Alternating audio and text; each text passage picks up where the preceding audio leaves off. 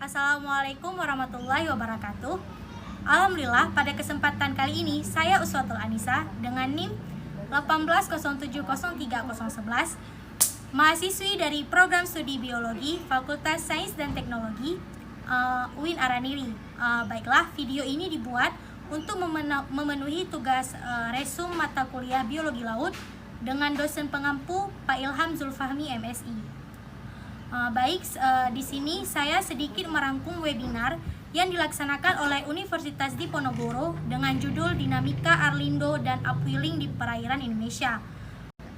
Pertama, saya akan merangkum materi dari Bapak Anindya Wirasatria dengan judul Variabilitas Upwelling di Perairan Indonesia.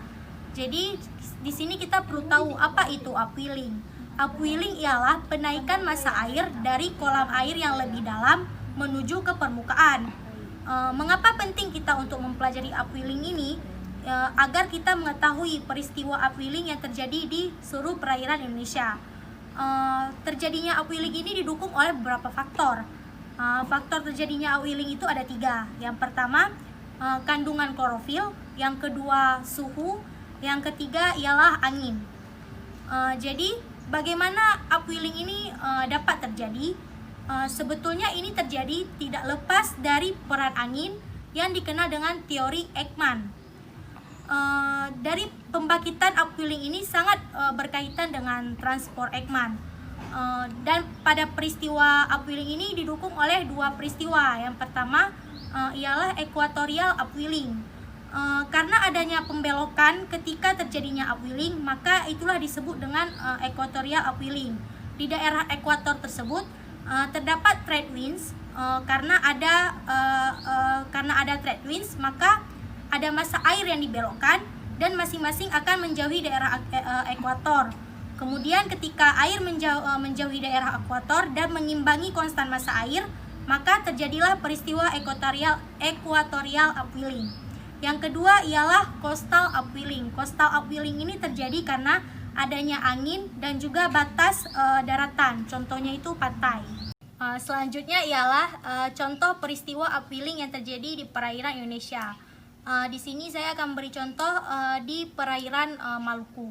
Dalam riset tersebut pada bulan Agustus ada terjadinya chlorophyll ablum, atau bisa dibilang juga di sini upwelling terjadi karena meningkatnya klorofil, suhunya rendah, dan anginnya kencang sehingga mempengaruhi terjadinya upwelling.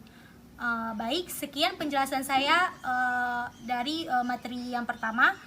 Selanjutnya saya akan menjelaskan ringkasan materi kedua yang disampaikan oleh Pak Dwi Susanto dengan judul Dinamika Arlindo.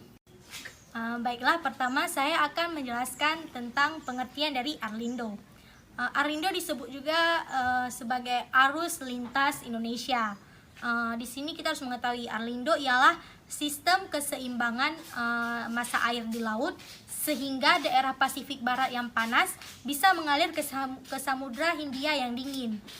Jadi kita juga harus mengetahui mengapa Arlindo itu penting. Yang pertama, kalau secara global ia mempengaruhi sirkulasi laut, kemudian mempengaruhi distribusi panas, lalu juga mempengaruhi biogeochemical flux dan juga mempengaruhi air-sea interaction. Selanjutnya saya akan menjelaskan kenapa Arlindo penting pada regional atau lokal. Karena tadi saya menjelaskan Arlindo penting pada posisi global. Ini sekarang pada regional atau lokal. Yang pertama, ia mempengaruhi sirkulasi massa air, nutrien dan lain-lainnya. Yang kedua, mempengaruhi distribusi atau migrasi ikan pelagis.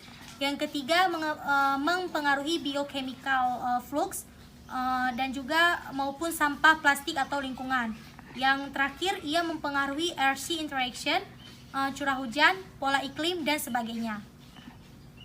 Lalu, apa penyebab terjadinya Arlindo? Jadi, penyebab Arlindo ini yang pertama ialah adanya proses large atau scale proses. Pengertiannya ialah maksud dari sini adalah bergantung perbedaan sea level atau pressure di Western Pacific dan Eastern India Ocean. Karena dorongan easterly trade wind di equatorial Pacific mendorong massa air ke WPWP sehingga secara general Arlindo ini mengalir dari Pasifik ke Indian Ocean. Namun karena dinamika di Indian Ocean, maka massa air bisa masuk ke internal Indonesia dari Indian Ocean. Jadi secara lokal Arlindo ini juga dipengaruhi oleh local forcing dan strait dynamic. Jadi dari penjelasan tadi kita tahu Arlindo memegang peranan penting dalam sirkulasi laut dan iklim dunia. Arlindo juga mempengaruhi dinamika laut dan iklim kita, distribusi massa air, nutrien, biodiversity, sebaran ikan pelagis, lingkungan dan sebagainya. Kemudian secara umum jumlah rata-rata tahunan debit Arlindo itu transport 15 SV. Kemudian jalur utama masuknya ialah Selat Makassar, Iva Matola Passage, kemudian Selat Karimata, lalu jalur keluar ke Indian Ocean, Selat Ombai, Timur Passage, Selat Lombok, Selat Alas, Selat Sape, dan Selat Sunda. Jadi selama 3 dekade, penelitian Arlindo ini lebih ke arah pengaruhnya terhadap sirkulasi laut dan iklim dunia.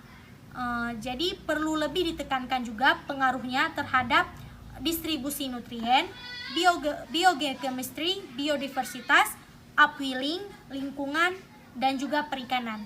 Sekian penjelasan dari saya, lebih dan kurang saya mohon maaf. Semoga apa yang saya jelaskan dapat bermanfaat bagi kita semua. Terima kasih. Wassalamualaikum warahmatullahi wabarakatuh.